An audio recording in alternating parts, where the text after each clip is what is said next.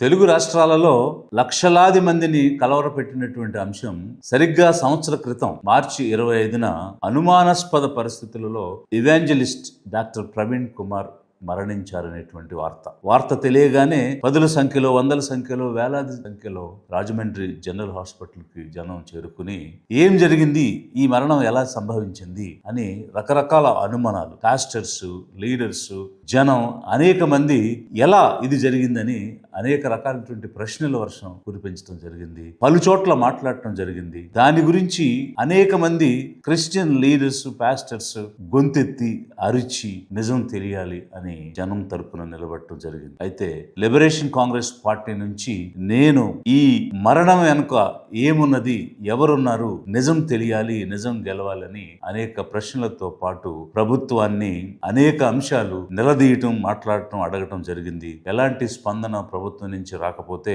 హర్ష కుమార్ గారు వేసినటువంటి writ petition లో ఇంప్లీడ్ అయి న్యాయం కోసం పోరాడటం లిబరేషన్ కాంగ్రెస్ పార్టీ ప్రారంభించింది. ఈనాటికి నివృత్తి కాని అనుమానాలు అలాగే ఉన్నాయి. ఏలూరు రేంజ్ ఐజీ ఒక ప్రెస్ మీట్ పెట్టి అనేక సీసీటీవీ ఫుటేజెస్ చూపించి ఈ ఇవాంజలిస్ట్ డాక్టర్ ప్రవీణ్ కుమార్ పగడాల సెల్ఫ్ యాక్సిడెంట్స్ చేసుకున్నారని, మద్యం కొనుగోలు చేశారని, తాగి చనిపోయారని దానిని ఒక ఇన్ఫరెన్స్ లా చెప్పడానికి ప్రయత్నం చేశారు.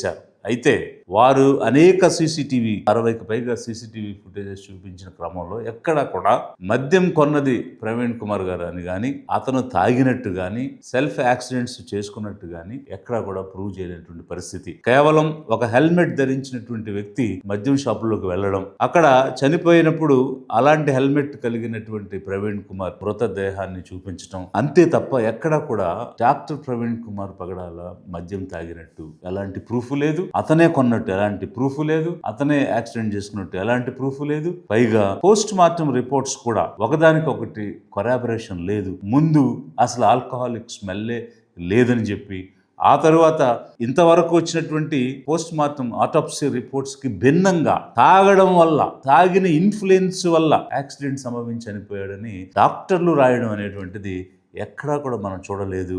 ఇవన్నీ పలు అనుమానాలకి దారి తీసింది అని మేము మాట్లాడటం, జనం అనుకోవటం, ఈనాటి వరకు కూడా ప్రభుత్వం స్పందించకపోవటం, ఇప్పటికీ ఏం జరిగిందని నిజం తెలియక లక్షలాది మంది ప్రజలు అలా అనుమానంలో ఉండిపోవటం జరిగింది. ఈ ఇవాంజలిస్ట్ డాక్టర్ ప్రవీణ్ గారు చనిపోయిన తర్వాత మరింత ఫేమస్ అవటం జరిగింది. ఏ విధంగా అంటే వారు చేసినటువంటి బోధనలు వారి గురించి తెలుసుకున్న తర్వాత మరిన్నిగా వెతకడం, వాటిని చూడటం, వాటిని వినడం, అనేక రకాలుగా ప్రచారంలోకి రావడం అనేది జరిగింది. వీరు ఒక అపాలజెటిక్ క్రిస్టియన్, అంటే his theology provides A reasoned logical defence of Christian faith against objections with an aim to prove the truthfulness of the faith. అంటే వీరు తీసుకున్నటువంటి మార్గం ఒక అపాలజెటిక్ గా అనేక రకాలైనటువంటి బోధనలు, అనేక రకాలైనటువంటి తర్కాలు చేయడం అనేటువంటిది ఒక హేతుబద్ధమైనటువంటి కారణాలతో నిజాన్ని, ఆ విశ్వాసాన్ని చూపించడానికి, రుజువు చేయడానికి చేసినటువంటి తర్కం, వాదన. ఈ విధానంలో వారు ముందుకు వెళ్ళారు. అయితే ఆ ప్రాసెస్ లో ఏం జరిగింది అని అంటే, తర్కాన్ని తర్కంగా చూడకుండా వ్యక్తిగత తీసుకోవడం, తద్వారా శత్రుత్వం పెంచుకోవడం అనేటువంటిది జరిగింది. ఏదైనా ఒక విశ్వాసం గురించి, ఒక సిద్ధాంతం గురించి, దానిలోని గొప్పతనం గురించి మాత్రమే మాట్లాడటానికి పరిమితం అయి ఉంటే, దానిని ఒక వాదనగా, ఒక తర్కంగా తీసుకుని ఉండుంటే ఇలాంటి శత్రుత్వాలకి దారి తీసేది కాదు. ఎదుటివారి సిద్ధాంతాలలో, ఎదుటివారి విశ్వాసాలలో తప్పులు వెతికినప్పుడు శత్రుత్వాలు రావడం అనేటువంటిది, బలపడటం అనేటువంటిది సహజంగా జరుగుద్ది. కానీ వీరి బోధనలు చూసినా, వీరు చేసిన వాదనలు చూసినా, తర్కం చూసినా, ఒక విశ్వాసానికి సంబంధించిన నిజాన్ని వెలికి తీయటం అనేటువంటి పనిని వారు ఎంతో ఎఫెక్టివ్గా చేయగలిగారు. లక్షలాది మంది హృదయాలను గెలుచుకోగలిగారు. అయితే ఈరోజు ఏం జరుగుతుంది అని అంటే, ఈ పర్టికులర్గా 2014లో బీజేపీ అధికారంలోకి వచ్చిన తర్వాత హిందుత్వ అనేటువంటి ఒక ఐడియాలజీ, జాతి అహంకార ప్రచారము, రాజకీయము అనేటువంటిది ప్రచారంలోకి వచ్చిన తర్వాత మెజారిటీ హిందువుల్ని ఏకం చేయాలి, నిరంతరం అధికారంలో మేమే కొనసాగాలి అనేటువంటి ప్రాసెస్ లో మైనారిటీలపై దాడులు చేయడం, మైనారిటీలపై విద్వేషాలు రెచ్చగొట్టడం, రగిలించడం అనేది జరుగుతూ, ఆ ప్రాసెస్ లో దేశవ్యాప్తంగా చర్చిలపై దాడులు జరగడం అనేది జరుగుతుంది. యునైటెడ్ క్రిస్టియన్ ఫోరం ఇచ్చినటువంటి డేటా ప్రకారం 2014లో 147 కేసెస్ నమోదైతే ఈ రోజు 2023కి అది 687 కేసెస్ గా నమోదవడం జరిగింది. దేశంలో మణిపూర్ లాంటి రాష్ట్రాలలో అనేక చోట్ల ఈ రకమైనటువంటి ఛత్తీస్గఢ్లో, ఒడిశాలో ట్రైబల్స్ ఫెయిత్ మీద ట్రైబల్స్ వెళ్ళేటువంటి ప్రార్థన మందిరాల మీద అనేక రకమైన దాడులు ఒకవైపు ఉంటే, ఆంధ్రప్రదేశ్లో కూడా సాక్షాత్తు స్వయంగా అధికార పార్టీ నాయకులు రెచ్చగొట్టి ఈ విద్వేషాలు రగిలించేటువంటి పరిస్థితి మనం చూస్తూ ఉన్నాం. ఒకవైపు నేను బాప్టైజ్ అయ్యాను, నా పిల్లలు క్రిస్టియన్స్ ని వాడికి బాప్టిజం ఇప్పించానని చెప్పేటువంటి ఉప ముఖ్యమంత్రి పవన్ కళ్యాణ్. నా స్నేహితుడు కూడా పాస్టర్, నాతో పాటు చదువుకున్న స్నేహితుడు కూడా తను పాస్టర్ ఉండేవాడు. సో తను కూడా నన్ను ఒకరోజు నన్ను బాప్టైజ్ చేశాడు.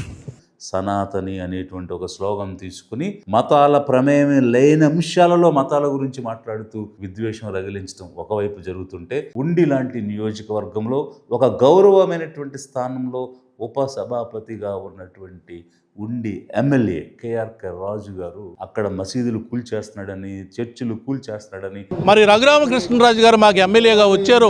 ఆయన ఆధీనంలో మరి చర్చిలు కూల్చివేత, ఈరోజు అదే నియోజకవర్గంలో 7 చర్చిలు కూల్చేశారు. ఏమనుకుంటున్నావా నువ్వు? మసీదులు కూల్తావా? ఏదైనా ఊరంతా అడిగిపోతున్నారు సార్.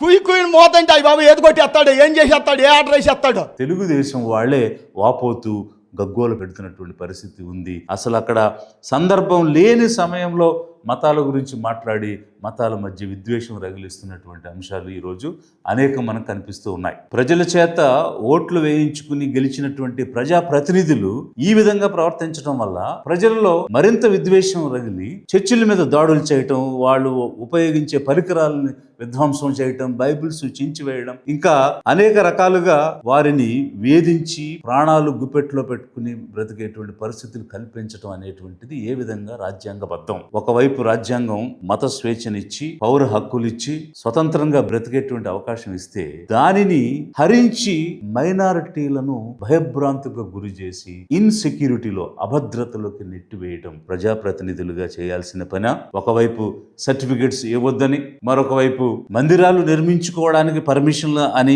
ఇలా మైనారిటీలుగా ఉన్నటువంటి మత విశ్వాసాలపై దాడి చేయటం ఎంతవరకు కరెక్టు? ఈరోజు ఈ దేశంలో ఉన్నటువంటి మందిరాలు తీసుకుంటే ఎన్నింటికి పర్మిషన్ ఉంది? ఎన్ని గుళ్లకు, ఎన్ని చర్చిలకు, ఎన్ని మసీదులకు నిజంగా పర్మిషన్ తీసుకుని కట్టి ఉన్నారు? సుప్రీంకోర్టు చెప్పింది రోడ్డుకి అడ్డంగా ఉన్నవి కానీ, వాటర్ బాడీస్ లో నిర్మించినవి కానీ తొలగించాలని ఒక జడ్జిమెంట్ కూడా ఇచ్చినటువంటి సందర్భంలో అవేవి చేయకపోగా టార్గెటెడ్గా కొంతమందిని టార్గెట్ చేసి కొంతమంది అధికారం ఉన్నటువంటి ప్రజాప్రతినిధులు వేధించటం, దాడి చేయటం అనేది జనం ఆలోచించాలి, అర్థం చేసుకోవాలి. హిందూ మతంలో ఎక్కడ కూడా ఇతర మతాలపై దాడి చేయమని లేదు. పరమత సహనం పాటించాలనే ఉంది.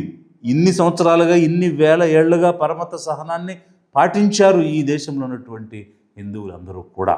కానీ ఒక రాజకీయ మనుగడ కోసం, అధికార దాహం కోసం విద్వేషం మతపరంగా రగిలించి వీరు యుక్తులు కుయుక్తులు పన్నుతున్నటువంటి పరిస్థితి మనం రాష్ట్రంలో, దేశంలో చూస్తున్నాం. ఇవన్నీ ఇలా జరగడానికి కారణం ఏంటి? ఎదుర్కోలేకపోవడానికి కారణం ఏంటి? కనీసం ఒక ఇవాంజలిస్ట్, ఒక పబ్లిక్ ఫిగర్ చనిపోతే వారి మరణం ఎలా సంభవించిందని నిజం తెలియలేకపోవడానికి కారణం ఏమిటి? కారణం ఏమిటి అని అంటే, ఒక రాజకీయ శక్తిగా ఈ వర్గాలు ఎదగలేకపోవడం, ఒక రాజకీయ అండ లేకపోవటం, ఈ వెనుకబడిన వర్గాలలో, ఈ మైనారిటీలలో ఒక ఐక్యత లేకపోవడం. ఈ రోజున రాజకీయ పార్టీలు ఎవరైనా అండగా ఉంటున్నారా? అది ఈ రోజు అధికారంలో బీజేపీ, జనసేన, తెలుగుదేశం ఉన్నాయి. బీజేపీ ఈ మైనారిటీలకు అండగా ఉంటుందా? వారు యాంటీగా వర్క్ చేస్తున్నారు, వ్యతిరేకంగా వర్క్ చేస్తున్నారు. వారికి వ్యతిరేకమైనటువంటి భావాలు రుద్దడానికి హిందుత్వ ఐడియాలజీ ద్వారా ప్రయత్నం చేస్తూ ఉన్నారు. దానికి జనసేన తొత్తుగా మారి బీజేపీ పందా తీసుకుని భుజాన్ని వేసుకుని వారు విద్వేషాన్ని తగిలిస్తూ ఉన్నారు. అలాంటి సందర్భంలో బీజేపీ నుంచి, జనసేన నుంచి ఈ మైనారిటీ సోదరులు ఏ రకంగా మద్దతును ఎక్స్పెక్ట్ చేయగలుగుతారు? మరి సెక్యులర్ పార్టీగా ఉన్నటువంటి తెలుగుదేశం ఏం చేసింది? సాక్షాత్తు ముఖ్యమంత్రి ఒక పాస్టర్ తాగి యాక్సిడెంట్ లో చనిపోతే అది రాజకీయం చేస్తారు. ఏమనుకుంటున్నారు మీరు? ఏం చేస్తారు మీరు? తమాషాగా ఉందా అని చెప్పి ఒక పాస్టర్ తాగుతూ వచ్చి కడాన యాక్సిడెంట్ చనిపోతే ప్రభుత్వం చంపేసిందని పెడతారు. ఒక పాస్టర్ చనిపోతే ఒక ముఖ్యమంత్రి కామెంట్ చేశారు అని అంటే అందులోనే ఏం మర్మం ఉందనేది కనిపిస్తుంది కదా. ఎందుకు అసలు వారు ప్రస్తావించాల్సి వచ్చింది అంటే ఇక్కడ రెండు విషయాలు చాలా స్పష్టంగా కనిపిస్తున్నాయి. ఒకటి, చనిపోయినటువంటి ఇవాంజలిస్ట్ డాక్టర్ ప్రవీణ్ సామాన్య వ్యక్తి కాదు, ఈజ్ ఎ పబ్లిక్ ఫిగర్. రెండవది, అనుమానాస్పదంగా చనిపోయారు అని అనేక మంది మాట్లాడినటువంటి సందర్భంలో అనుమానాలు నివృత్తి కాలేదు అనేటువంటిది ఎస్టాబ్లిష్ అయ్యింది. అలాంటి సందర్భంలో ఎలాంటి ప్రూఫ్స్ లేనటువంటి అంశం, కొన్న వ్యక్తి ప్రవీణ్ అనే దానికి ప్రూఫ్ లేదు. అలాంటి ప్రూఫ్ లేని అంశాన్ని ఒక ముఖ్యమంత్రి, లా అండ్ ఆర్డర్ కాపాడాల్సిన ముఖ్యమంత్రి, ఎవరైనా ఒక సిటిజన్కి అన్యాయం జరిగితే న్యాయం చేయాల్సిన ముఖ్యమంత్రి తాగి చనిపోతే రాద్ధాంతం చేస్తున్నారు, రాజకీయం చేస్తున్నారు అని అన్నారు అని అంటే అలాంటి తెలుగుదేశం నుంచి ఎలా మనం ఎక్స్పెక్ట్ చేయగలుగుతాం? వీరందరూ ఈ జనసేన, తెలుగుదేశం వీళ్ళెవరూ కూడా క్రిస్టియన్ ఓట్లు వేయించుకోలేదా? మైనారిటీలు ఓట్లు వేయించుకోలేదా? ఓట్లు వేసుకుని అధికారంలోకి వచ్చాక ఈరోజు ఏరు దాటి తెప్ప తగలేసినట్టుగా చేశాయి ఈ పార్టీలు. మరి అత్యధికంగా క్రిస్టియన్ ఓట్స్ వేయించుకుని ప్రతిపక్షం నిలబడ్డ వైసీపీ ఏం చేసింది? కనీసం నోరిప్పిందా? నిజమేంటో తేల్చండి అని కనీసం అడిగిందా? ఒక ప్రతిపక్ష పార్టీగా వైసీపీ అడిగుంటే దానికి ఎంతో కొంత బలం చేకూరి ఉండేది, దానికి ఎంతో కొంత గుర్తింపు వచ్చి ఉండేది. ప్రతిపక్ష పార్టీ అడుగుతుంది, నిజం తెలియకపోతే మేము అబాస్ పాలైపోతామేమో అని అధికార పార్టీ అనుకుని ఉండేది. ఏ పార్టీ కూడా ఈ వర్గాలకు మద్దతుగా నిలబడలేదు. వాళ్ళ ఓట్లు మాత్రం దండుకున్నారు, వేయించుకున్నారు, అధికారం కోసం ప్రాకులాడారు. పేదవాడి కోపం పెదవికి చేటు. అలా ఈరోజు అనేక మంది పేదలు డాక్టర్ ప్రవీణ్ కుమార్ యొక్క బోధనలు విన్నారు. వారు చెప్పినటువంటి సిద్ధాంతాలకు, విశ్వాసాలకు మొగ్గు చూపి అనేకంగా వింటూ ఉన్నారు. అయితే అతను చనిపోయాడనేటువంటి వార్త కలవరపెట్టింది. పేదలు నిజం తెలుసుకోవాలని ప్రయత్నం చేశారు, కానీ వారి ఆగ్రహానికి, ఆవేశానికి, ఆక్రోశానికి ఎక్కడ కూడా సమాధానం లేదు, పరిష్కరించేవారు లేరు. పేదవాడి కోపం పెదవికి చేటు అనేటువంటిది ఈ రాష్ట్రంలో ప్రూవ్ అవుతున్న సందర్భంలో పేదల తరపున నిలబడాలని, పేదల కోసం, పేదల యొక్క నిర్ణయాధికార సాధన కోసం వచ్చినటువంటి లిబరేషన్ కాంగ్రెస్ పార్టీగా మేము ఈ లక్షలాది మంది పేదల తరపున నిలబడి ప్రభుత్వాన్ని నిలదీసి న్యాయం కోసం అడిగాం. వారు స్పందించలేదు. కాబట్టి న్యాయ పోరాటం కోసం హైకోర్టుని ఆశ్రయించాం. న్యాయం గెలవాలని లిబరేషన్ కాంగ్రెస్ పార్టీ ఆకాంక్షిస్తున్నది.